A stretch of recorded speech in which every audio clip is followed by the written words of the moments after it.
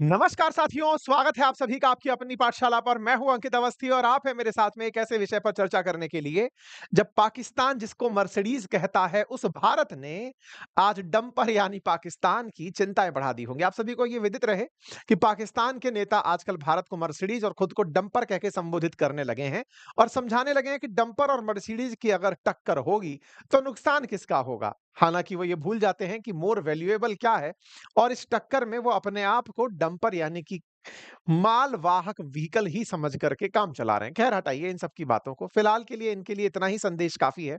ये जो आसमान में होता हुआ नज़ारा आपको दिख रहा है, ये कुछ और नहीं अपितु आज भारत की रक्षा शक्ति का प्रदर्शन है।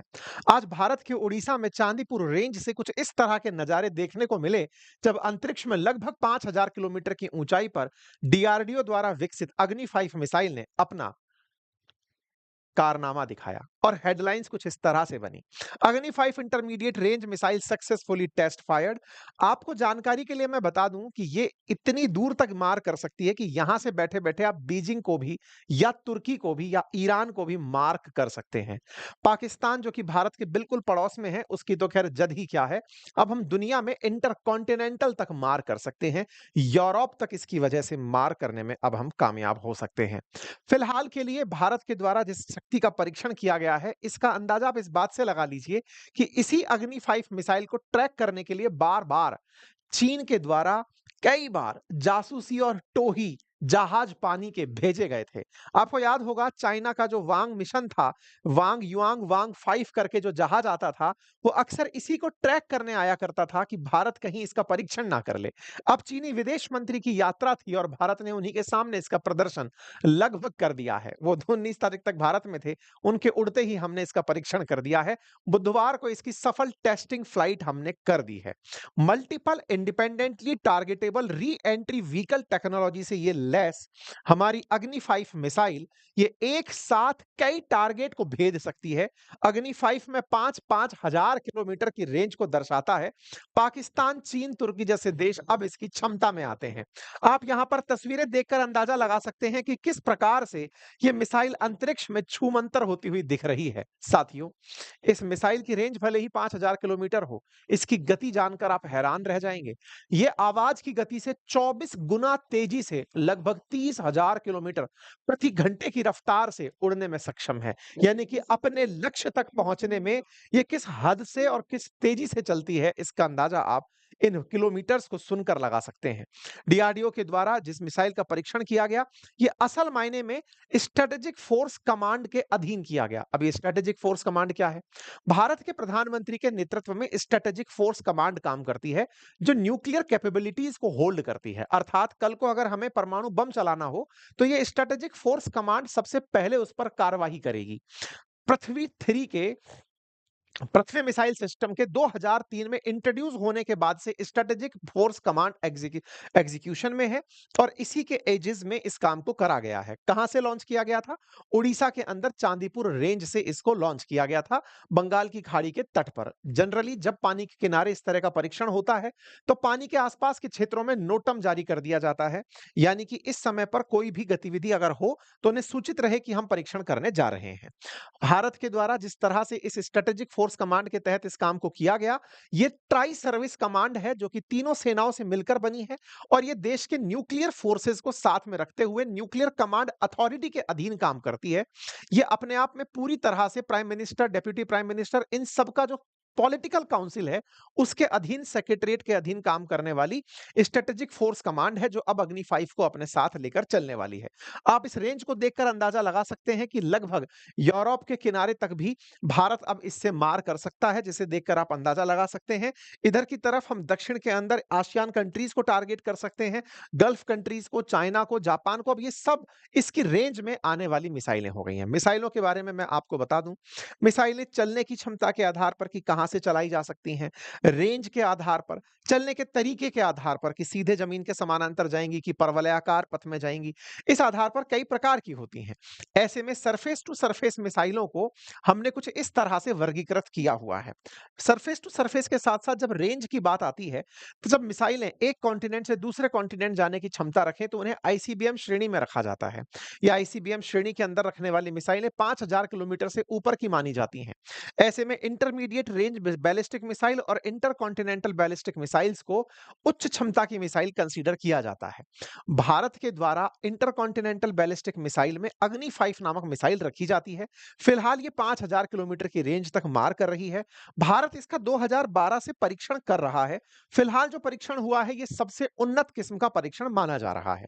कहा जा रहा है कि ये अपने साथ 7500 किलोग्राम का बंकर बस्टर वॉरहेड, मतलब कि जमीन के गहराई के अंदर जो बंकर बनाए हुए होते हैं, उनको जाकर के फोड़ सकती है, ऐसा 7500 किलोग्राम का वॉरहेड ले जाने में सक्षम है। जो जानकारी मीडिया में निकल कर आ रही है, अगर वो सही है, तो ये किसी कारनामे से कम नहीं है। जमीन में 100 मीटर की गहराई तक जाकर दुश्मनों के nuclear system, radar system, control centre और हथियार स्टोरेज को नष्ट करने की क्षमता रखती है। अब आप कहेंगे कि क्या मतलब है इसका? आपको याद है थोड़े दिन पहले ईरान के अंदर न्यूक्लियर फैसिलिटीज को समाप्त करने के लिए अमेरिका द्वारा बी-2 बॉम्बर विमान से बम गिराए गए थे और उन बमों को जीबीयू कहा गया था। कहा गया था कि ये जो बम है, ये बंकर बस्टर बॉम्ब है, जमीन के अंदर गहराई में घुस करके लगभग 200 फीट तक अंदर जाकर के ब्लास्ट कर सकते हैं। यानी कि अंडरग्राउंड में भी अगर कोई न्यूक्लियर फैसिलिटी बनी हुई है, तो उसे ब्लास्ट कर सकते हैं। बी-2 बॉम्बर बमों को इसीलिए रिकॉग्नाइज किया गया था। जिन बॉम्बर के बारे में बात किया गया था अमेरिका के द्वारा, उनकी रेंज 60 मीटर की थी। अगर हम अग्नि 5 मिसाइल की बात कर रहे हैं, तो वो 100 मीटर की गहराई तक जाकर मार कर पा रही है। ये अपने आप में एक बड़ा फिगर है। अगर ऐसा करने में वाकई में अग्नि 5 कामयाब होती है, तो निश्चित ही भारत की क्षमताओं को तो विकसित करेगी ही, और दुश्मनों ने जहां भी पहाड़ों में छुप करके अपने ठिकाने बनाए हुए हैं, उन्हें वहां जाकर नुकसान पहुंचाने में सक्षम होगी। ये अपने सिर पर लेकर के वॉर हेड सक्षम होगी। इसके वॉर हेड्स में एक साथ मल्टीपल वॉर हेड भरे जा सकते हैं। मिसाइलें जब चलाई जाती हैं, तो उनके सिराने पर यानी कि सिर पर कुछ इस तरह से बॉम्ब्स को रख दिया जाता है, और ये मल्टीपल बॉम्ब्स को एक साथ चला सकती है। यानी कि अलग-अलग टारगेट को टारगेट किया जाने की क्षमता इस एमआईआरवी तकनीक के अंदर है। यानी कि इसके अंदर मल्टीपल एंट्री बॉम्ब्स लगे हैं, जो अलग-अलग टारगेट को नुकसान पहुंचा सकते हैं। यानी मिसाइल उड़ने के बाद केवल एक टारगेट पर जाए, ऐसी ये अग्नि 5 नहीं है। ये उड़ने के बाद एक से ज्यादा टारगेट्स को निशाना बना सकती है। इस तकनीक के साथ इस मिसाइल को बनाया गया है। अर्थात ये मिसाइल जहां एक और अपनी दूरी के कारण, वहीं दूसरी तरफ अपने साथ में एक साथ कई जगह टारगेट करने के कारण खास है। इतना ही नहीं, जमीन की गहराई में 100 मीटर घुसकर के बम फोड़ने के कारण भी इसका महत्व बहुत बढ़ जाता है। जहां इसकी स्पीड की बात हो, तो लगभग 30,000 किलोमीटर प्रति घंटे की रफ्तार से चलने वाली ये मिसाइल हमारे डीआरडीओ द्वारा विकसित की गई है। ये बैलिस्टिक मिसाइल सिस्टम है, 1.5 टन तक का न्यूक्लियर हथियार अपने साथ ले जाने में सक्षम है।